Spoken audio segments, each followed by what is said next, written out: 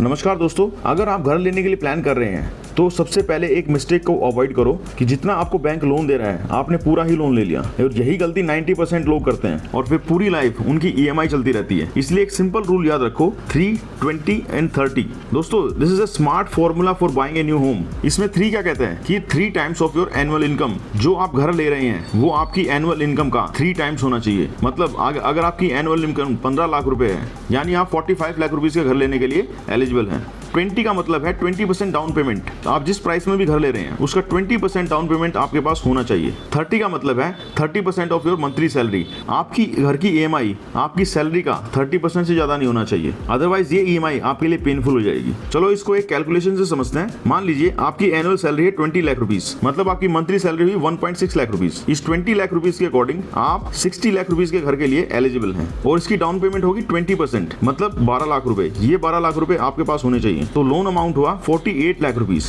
अगर हम इसकी ईएमआई कैलकुलेट करते हैं तो 9% के अकॉर्डिंग 20 ईयर्स में आपके 48 लाख रुपीज की ईएमआई बनेगी 43,200 रुपीज पर मंथ। अब इसके अकॉर्डिंग हम आपकी एलिजिबिलिटी चेक करते हैं कि आपकी मंथली सैलरी इसके अकॉर्डिंग क्या होनी चाहिए। 1.6 लाख रुपीज का 30% होता है अराउंड 50,000 रुपीज और आपकी ईएमआई आ रही है 43,200 रुपीज। मतलब ये ईएमआई आपकी विद इन लिमिट है। तो 60 लाख रुपीज का घर लेना आपके लिए सेफ है। लेकिन एक बात याद रखना आपके लिए बहुत जरूरी है कि घर की ईएमआई ही एक खाली चीज नहीं है जिसको आपको ध्यान रखना चाहिए। इसके साथ maintenance, property tax, interior setups और इमरजेंसी फंड, ये सारे एक्सपेंसेस भी आपको इसके साथ ही पे करने हैं। सो गाइज, अगर आपने ऑलरेडी मैक्सिमम ईएमआई ले ली तो आप फाइनेंशियली स्ट्रक हो सकते हैं। सो दोस्तों, घर लेना इन्वेस्टमेंट नहीं है, एक लाइफस्टाइल डिसीजन है। अगर आप ईएमआई के चक्कर में अपनी सेविंग्स और एसआईपी बंद कर देते हो तो आप अपने फ्यूचर को सेक्रीफाइस कर रहे हो। इसकी स्मार्ट स्ट्रेटजी क्या है? ईएमआई को कंट्रोल में रखो, अपनी एसआईपी और इन्वेस्टमेंट्स को कंटिन्यू रखें। Don't become house rich and cash poor. अपना एक इमरजेंसी फंड बनाकर रखें। Buy a house that gives you stability, not stress.